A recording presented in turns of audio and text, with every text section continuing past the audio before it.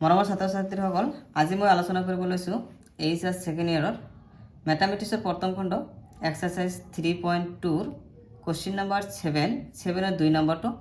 আমি ইতিমধ্যে আগৰ ক্লাছত বাকীবোৰ কুৱেশ্যন আলোচনা কৰিছোঁ। যদি তোমালোকৰ প্ৰয়োজন হয় তেনেহ'লে আই বাটনে গৈ চাই ল'বা।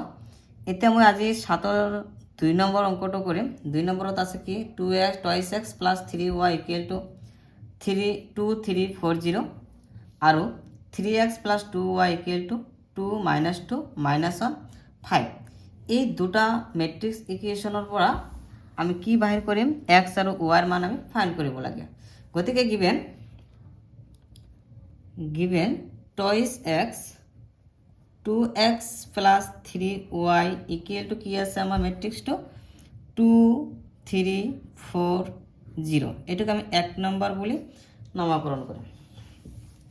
আৰু কি আছে আমাৰ thrice x plus 2y equal to আছে আমাৰ কিমান 2 minus 2 minus 1 5 এটাকে আমি 2 নম্বৰেৰে নামকৰণ কৰিম।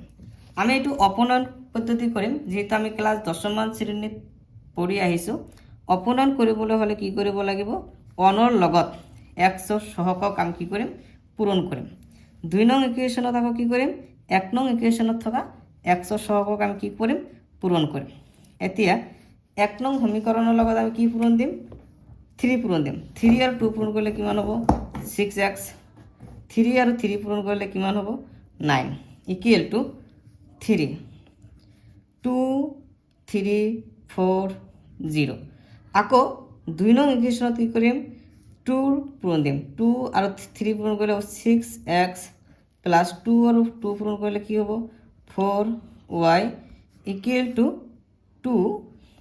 2 minus 2 minus 1 5 এইটো আমি কি কৰিম প্লাস অর্থাৎ মাইনাস প্লাস থাকিলে আমি কি দিম মাইনাস প্লাস থাকিলে আমি কি দিম মাইনাস এটা কি হ'ব ক্যান্সেল যাব।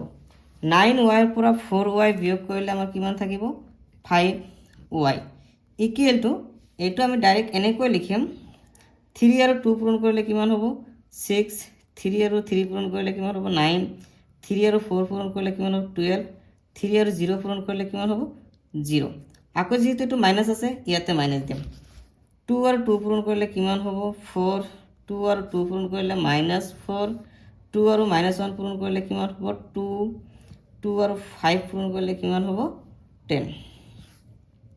এতিয়া 5y ইকুৱেল টু আমি এইটো কি কৰিম বিয়োগ কৰিম অৰ্থাৎ 6 মাইনাস কিমান হ'ব 4 9 মাইনাস কিমান হ'ব 9 মাইনাসে আকৌ কি হ'ব প্লাস 9 প্লাস 4 12 মাইনাসে কি হ'ব প্লাস 2 0 মাইনাস কিমান হ'ব 10 এই 5 ইফালে পূৰণ আছে ইফালে গ'লে কি হ'ব হৰণ তেনেহ'লে 1/5 6 ৰ পৰা 4 বিয়োগ কৰিলে হ'ব 2 9 আৰু 4 যোগ কৰিলে হ'ব 13 12 আৰু 2 যোগ কৰিলে 14 minus 10 এতিয়া y equal to এই 5 যেহেতু পূৰণ আছে গতিকে আমি এনেকৈ লিখিব পাৰোঁ 2/5 13/5 14/5 minus 10/5 therefore equal to আমি 2/5 13/5 14/5 আর এটা কি হ'ব -2 এইটো আমাৰ কাৰ মান ওলাল y ৰ মান। এতিয়া এই y ৰ মান লৈ কিনে 1 নং ইকুৱেশ্যনত বহাই দিলে আমি x ৰ মান পাম। গতিকে y ৰ মান 1 নং সমীকৰণত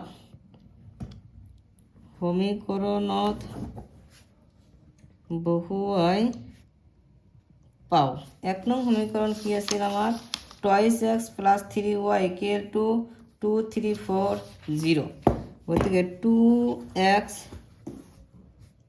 plus 3y ঠাইত আমি কি বহাম 2/5 13/5 14/5 minus 2 ইকুৱেল টু আমাৰ মেট্ৰিক্সটো কি আছিল 2 3 4 0। এতিয়া আমি 2x প্লাছ এই 3 পূৰণ কৰিম। 3 পূৰণ কৰিলে কিমান হ'ব 6/5, এইটো পূৰণ কৰিলে হ'ব 39/5, এইটো পূৰণ কৰিলে কিমান হ'ব 3 4 গুণ 12, 12 2, 3 1 3 আর 1, 42/5 minus 6 equal to 2 3 4 0। আকৌ 2x equal to প্লাসের আছে equal to ফেলে দিলে কি হবো minus 2 3 4 0 minus 6/5 39/5 42/5 minus 6। এতিয়া আমি সলিউশন কৰিম 2x equal to এইটোৰ পৰা এটা আমাৰ বিয়োগ কৰিব লাগিব, অৰ্থাৎ 2 minus 6/5 3 minus 39/5 4 minus 42/5 0 minus কিমান হ'ব মাইনাসে প্লাস 6। 2x equal to এইটো আমি এলসিয়াম লম, এলসিয়াম লৈ কিনে সলিউশন কৰিম 5 10 minus 6, এইটো আমি এলসিয়াম লম 5 15 minus 39, এইটো আমি এলসিয়াম লম 5 20 minus 42, আর এইটো আমি ডাইরেক্ট 6 লিখিম। এতিয়া এই 2 এফালে পূরণ আছে, আমি এফালে হরণ কৰিম x equal to 1/2, 10 পৰা 6 বিয়োগ কৰিলে হ'ব আমাৰ 4/5, এইটো কিমান হ'ব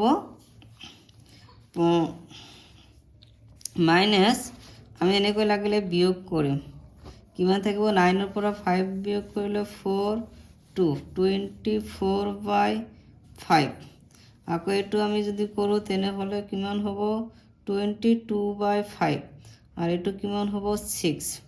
এতিয়া x equal to 2 যেহেতু হরণ আছে এফালে আমি দিম, অর্থাৎ 4/2 into 5 24/5 into 2 22/5 into 2 6/2।